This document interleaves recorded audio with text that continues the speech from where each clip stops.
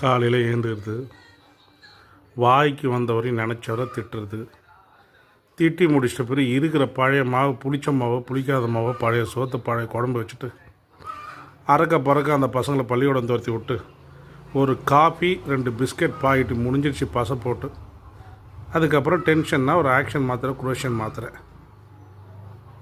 புதுசாக சாப்பாடா, நேற்று வச்ச காரக்குழம்பு சும்மா தான் இருக்கிறாசா, அதை சாப்பிடு, இது மேலே என்னால் செய்ய முடியாது.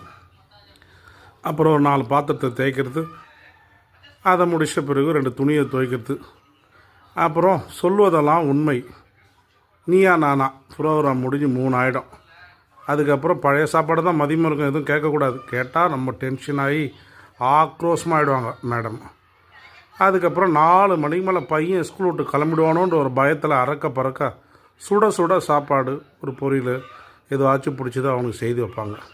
அது சாப்பிட்ட பிறகு சார் என்ன பண்ணுவார், நைட்டு ஒரு 8 மணிக்கு வருவார்.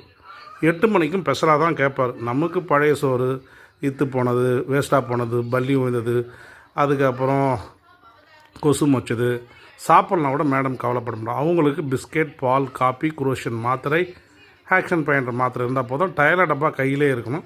மீதி நேரம் ஃபோனு, நெட் கனெக்ஷன் உள்ள டிவி பொழுதுபோக்காக இருக்கும். டென்ஷன் ஆனாங்கன்னா யார் என்ன திட்டாங்கன்னே தெரியாது பாஸ். இதுதான் இவங்களுடைய லைஃப் ஸ்டோரி.